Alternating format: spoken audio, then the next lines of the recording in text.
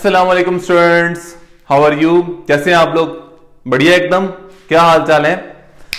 अच्छा जी, chapter number 12 आज हमारा लास्ट टॉपिक चल रहा है एनर्जी स्टोर्ड इन कैपेसिटर।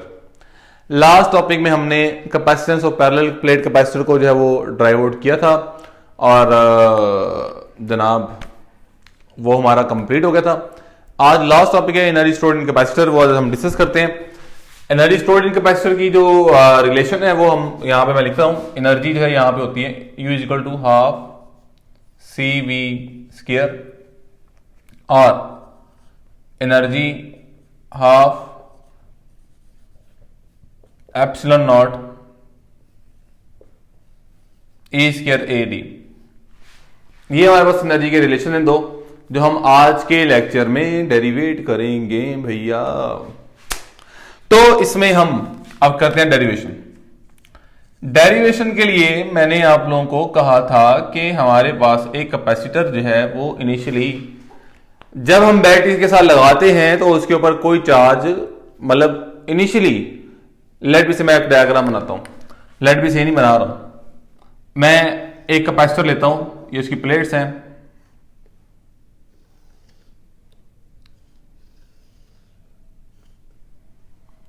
इसकी जो प्लेट्स हैं मैंने इसको बैटरी के साथ कनेक्ट किया और एक यहां पे मैं स्विच भी लगा रहा हूं।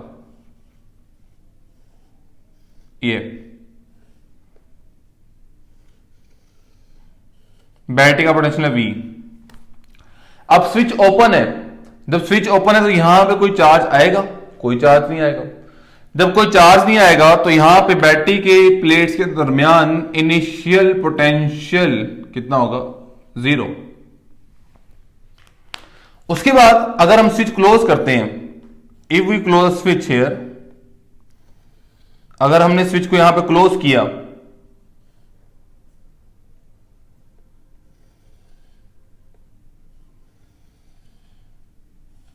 लेट मी सेलेक्ट दिस,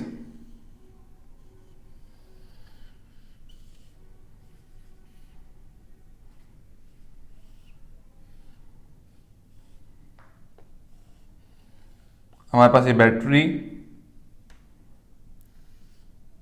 और हमने स्विच को क्लोज किया। यहां पोटेंशियल अप था बैटरी का V, तो यहां से चार्जेस जारी बात है स्टोर होना स्टार्ट होंगे और इसका जो फाइनल पोटेंशियल है बैटरी का between the plates of capacitor, final potential जो है वो हो जाए equal to the potential of battery. जाहिर बात है बैटरी ने वर्क किया है कि यहां से चार्जेस को मूव करवाया है और प्लेट्स पे स्टोर किया है। तो battery has done some work in moving the charges from battery terminals to the plate of capacitor. अब ये जो वर्क डन हुआ है ये अब हम कैसे निकालेंगे? तो हमें हमारे पास simply the work done can be easily calculated by the definition of electric potential. Electric potential की डेफिनेशन पेज नंबर आपके पास है 14 बुक का 15 पे आई थिंक सो इक्वेशन 12.25 है या 23 है, तो उसको देख लीजिएगा आप। Simply the work done can be calculated here. मैं बता देता हूं पोटेंशियल की वहां वैल्यू थी potential is equal to work done per unit charge, but now here are we have a number of charges. यहां पे एक सिंगल पोटेंशियल था, एक ही चार्ज था, लेकिन यहां पे अब हमारे पास ज्यादा चार्जेस हैं, तो यहां हमारे पास जो वर्क होगा that is the average potential and into charge Q। देखा ना, यहां सिंपल वर्क निकलेगा, वर्क निकलेगा Q नॉट डिवाइड हो रहा है, जाके मल्टीप्लाई पोटेंशियल इनटू चार्ज। वहां पे सिंगल पोटेंशियल था, यहां पे पोटेंशियल वेरी कर रहा है तो एवरेज पोटेंशियल लेंगे और चार्ज हमारे पास यहां पे बहुत सारे चार्ज हैं, that's why it is represented by बड़ा Q। बड़ा Q आ गया। So this is the work done. Now the average. Now for potential average. Average potential कैसे फाइंड आउट करते हैं? V average. देखिए पहली बात तो हमने एवरेज ली क्यों?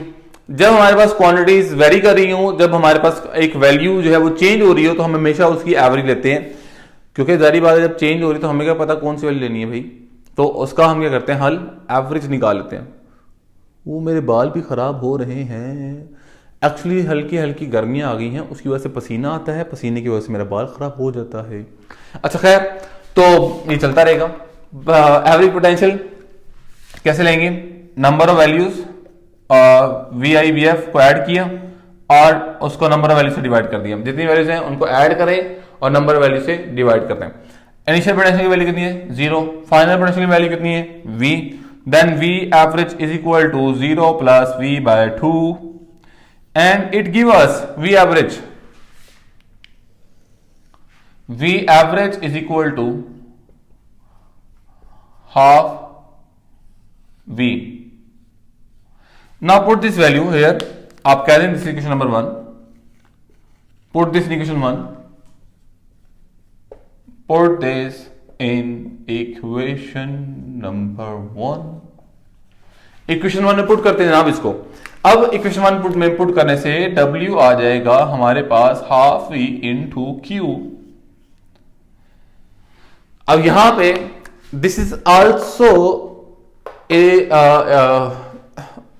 Equation of energy. कैसे? हमारे पास यही वर्क जो है वो अपेयर होता है as a energy stored in capacitor. This work appear as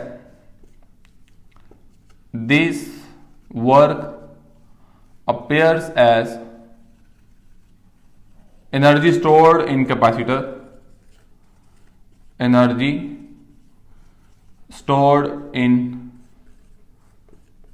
capacitor, W is equal to U। So U is equal to half Q V, charge into potential. अब ये भी एक इक्वेशन है, ये भी एमसीक्यूज में आ सकती है। जरूरी नहीं कि आप किसी पे फोकस रखें, ये एमसीक्यूज में भी आ सकता है, डायरेक्ट फार्मूला भी आ सकता है, ये वैल्यूज के साथ भी ऐसे पूछा जा सकता है कि चार्ज इतना है, पोटेंशियल इतना है, बताओ एनर्जी कितनी होगी। तो आप लोग इस फार्मूले को भी माइंड में रखेंगे। वैसे आप लोग का दिमाग में बहुत स्पेस बाकी है भैया, इसको भर लो। U is equal to half QV। Now since we know that since CQ is equal to CV, so U is equal to half Q की जगह कितना आ जाएगा? CV। तो यहां आ जाएगा CV into V। U is equal to half CV square. अब हमारे पास ये इक्वेशन आ गई half CV square. Now simply for हमारे पास कैपेसिटर कौन सा? पैरेलल प्लेट कैपेसिटर है। और अभी हमने प्रीवियस टॉपिक में उसकी कैपेसिटेंस को कैलकुलेट किया था। For parallel plate capacitor, for parallel plate capacitor we have that, क्या है जी? दैट C हमारे पास था ए एप्सिलॉन नॉट और D and V is equal to ED।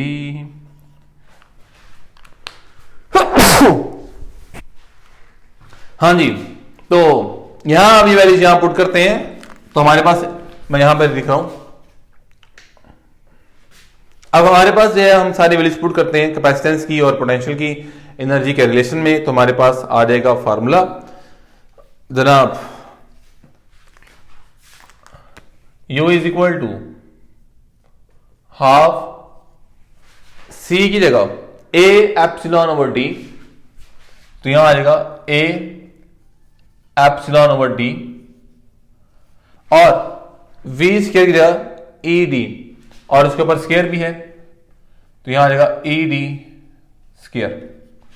अब इसको स्क्वायर को ओपन करते हैं, it will become half A epsilon D E square D square. अब सिंपली डिनोमिनेटर में D है तो ये D स्क्वायर से cancel.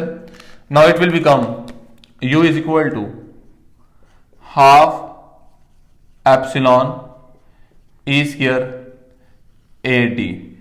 So this is the equation of energy in the presence of vacuum between the plates। अगर यहां पे vacuum है प्लेट्स के दरमियान, तो अगर कोई मीडियम आ जाए प्लेट्स के दरमियान ऐसे करके, if in the presence of medium, energy क्या हो जाएगी? एनर्जी हो जाएगी in presence of some dielectric, in presence of some dielectric, U is equal to half epsilon naught epsilon r E square A D देता नहीं है भाई। A area between plates है, डी डिस्टेंस बिटवीन प्लेट्स है, E electric field है, epsilon r relative permittivity है और epsilon हमारे पास परमिटिविटी ऑफ फ्री स्पेस है। अच्छा जी, यहां तक हमारा टॉपिक कंप्लीट हो गया। लेकिन सम टाइम ऐसा होता है कि एग्जामिनर आपको कह दे कि बच्चा फाइंड कर एनर्जी डेंसिटी। आप कहेंगे जी सर विकास ने तो मैं पढ़ाया नहीं एनर्जी डेंसिटी, उन्होंने कहा था जी एनर्जी आती है, वहां जाएंगे तो एनर्जी डेंसिटी आ जाएगा। अब एनर्जी डेंसिटी क्या होती है? डेंसिटी का मतलब क्या होता है भाई? Mass per unit volume. लेकिन energy density energy per unit volume. हाँ जी, तो energy per unit volume is called energy density.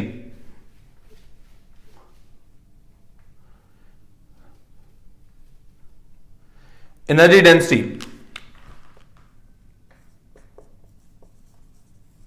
Energy density, energy stored per unit volume, energy stored per unit volume, per unit volume. Energy stored per unit volume छोटे पिद्दे से you से represent करते हैं। पिद्दा you, इस तरह का you, इतना देखो, ये वाला बड़ा है, ये वाला यू बड़ा है ना, ये वाला इतना छोटा सा है, छोटा सा। इस बात का ख्याल रखना है, एनर्जी ओवर वॉल्यूम। एनर्जी की वैल्यू कितनी है? ये एनर्जी की वैल्यू है सारी, तो यहां पे लिखते हैं half epsilon naught epsilon r A square A D, volume A D Allah देता नहीं है भाई, ये ए एरिया है, डी डिस्टेंस बिटवीन प्लेट्स है, तो ये कट जाएगा। अब energy stored per unit volume is half epsilon naught epsilon r E square. और यहां से मैं आप लोगों को अब दे रहा हूं एक एमसीक्यूज जाते जाते चैप्टर 12 के। तो एमसीक्यूज ये सारा टॉपिक हो गया, अब एक एमसीक्यूज मैं आपको दे रहा हूं।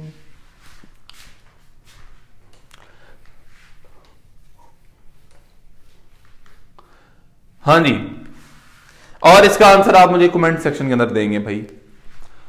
MCQs,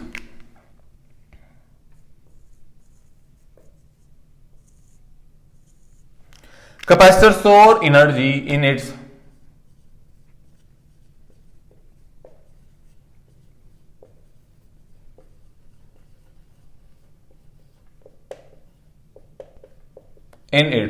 alpha option vacuum, dielectric, Charlie option electric field, delta option all of these. कोई भी नाराज ना हो भाई, तो इसलिए मैंने डेल्टा ऑप्शन भी दे दिया है ऑल ऑफ दीज का। So this is our chapter number 12 जो आपकी आंखों के सामने जनाब कंप्लीट हो चुका है। Thank you so much, Allah Hafiz.